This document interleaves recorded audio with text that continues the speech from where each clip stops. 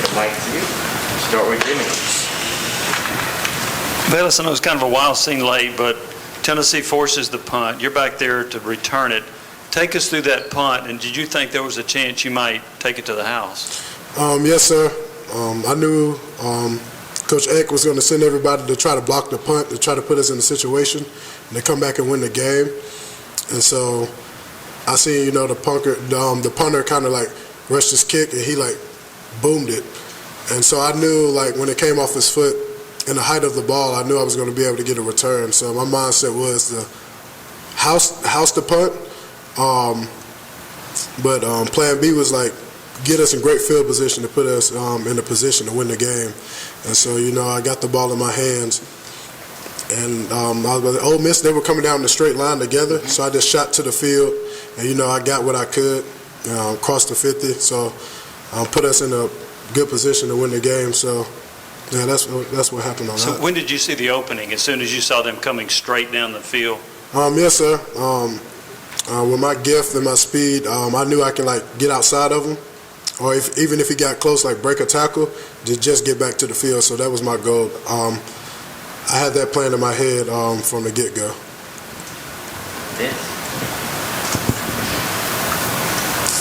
Well, there's two things. Obviously, you're not short on confidence, but you had that fumble on the punt return. How much did your teammates try to pump you up and tell you to stay in it after that? Because it looked like they did. Everybody was positive. That's what I love about this team. Like my real brothers, even the coaches, everybody encouraging. We know I muffed the punt, and just hearing that from my coaches and my teammates motivated me. To want to do better for my team actually got me pumped up, and so I always have a point to prove. But after that, I had a chip on my shoulder, and I was like, I'm definitely going to make up for that. By balling out for my teammates and putting them in the best position to win the game. So just everybody encouraging me, don't worry about that. That happened. We got a whole ball game ahead of us, and so that was the mindset. And then last play of the game, 3 seconds left, final chance to try to score there. Take us through, are the coaches talking about scenarios? You got to get it in the end zone, that kind of stuff. What was the plan? Kind of take us through all that. Yes. Walker Romero caught a first down, and that was big for him. He was when they called him, he made a play because I was out for the first couple plays. Was cramping. I was out for the first couple plays. Walker came in and made a play, and then I got back in on the last play. And in our scenarios and stuff like that, we work a lot of situational stuff.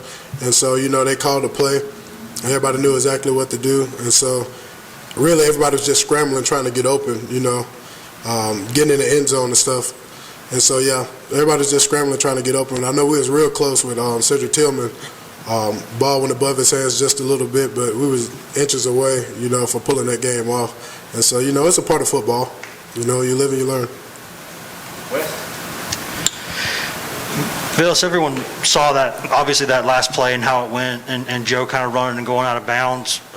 But y'all also probably still need Joe. So, is there anything y'all were able to say to kind of lift his spirits up or kind of, tell him, hey, move on, let's get the next one?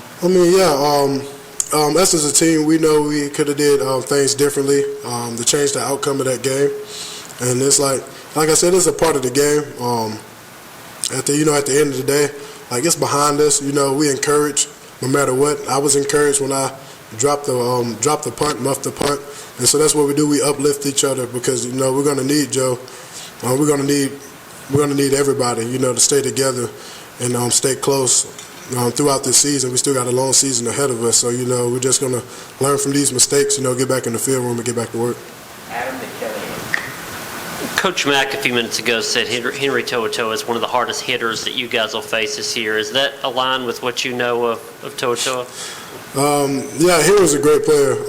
Being here with him last season, his passion for the game, his love for the game. He's a ball hawk. Everywhere the ball's at, you can find him. I've never been hit by him and stuff, but I feel like, I'm a pretty physical guy. So, I guess we're going to see. So, yeah, I've never been hit by Henry, so I guess we'll see what that looks like. And was it strange to look on film do you see him just that's number 10, or is that toe-to-toe? When you're looking at film, is it any different than what you looked at before knowing the guy? Yeah, he was like brother to me. I was close with him from this past season. And, I just, happy for the guy. He's balling. They're playing good over there, playing good football. And just really looking forward to this game because it's the next game. But, competing against my brother, I know it's going to be fun out there. We're all going to be competing. We're all competitors. So, we're just looking at it as the next team. And after, we can shake hands and laugh about it. What other challenges, Velus back here, what other challenges does Alabama's defense present? Repeat that one more time. What other challenges does Alabama's defense present you guys? The challenges, they have some guys that played a lot of football, and they also have some young guys and stuff. But everybody's in position. They rarely make mistakes and stuff. Everybody play their role and do their part.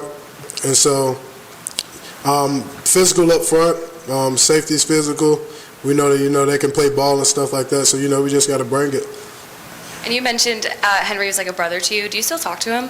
Yeah, from time to time we talk to each other. I know I'm in school, he's in school. You know how that goes. Even back home with friends and stuff, you catch up when you can catch up, but it's never love lost. When you communicate, you picked up like you never fell off. So, yeah, that's what it is. Talk to him after the game. Patrick Benair. Velus, this is obviously your second season here. Your first year was played quarter full stadium. So what was Saturday night like to see the stadium full and as loud as it was? That was an experience that I'd never ever experienced before. Even throughout recruiting, all the games I've been to, like I'd never ever been in that type of environment. So much love for our fans for showing up and showing out. I'll be expecting the next home game to be the same, but it's nothing like this university. It's nothing like our fan base. Like they came and showed out, and so like that was amazing. Like I was shocked at the beginning of the game, all the lights and stuff like that. But after, it was time to lock in. But that was beautiful. And I said, I even go back and look at pictures and stuff of it. Like, we're truly blessed to be at Tennessee and, playing for this program and with our fan base. That's amazing. You touched on this a moment ago a little bit, but looking at that secondary for Alabama, they play about 7, 8 guys. It seems they all have an interception at least. Kind of what do they do well back there? What are some things you've picked up on film? Everybody's like in position, watching film and stuff like that. You would just have to make a play. Everybody's going to be in the right position, but it's going to be like a situation where, who wants the ball when it's in the air. You're going to have to fight. You have to fight, fight through contact, yards after contact. It's going to be a slugfest. And so, you just got to come out there and be physical, but you're definitely going to have to make plays on these guys. It's not going to be handed to you. You're going to have to go take it. Velus, a lot of people went into Saturday's game expecting that to be kind of a track meet, and then both defenses played pretty well. Was it sort of an off night for you guys, or was there something Ole Miss did to kind of throw you guys off, especially in the passing game? I felt like as a mindset, it's always Tennessee versus Tennessee. What we could have did better, and I feel like it's a lot of things we have to clean up as well. And I feel like today was a great practice, but honestly, I feel like, we shot ourselves in the foot a couple times and stuff. If we can go back and change some things, we could. But, we're just going to move on from it. But I feel like, it was Tennessee versus Tennessee.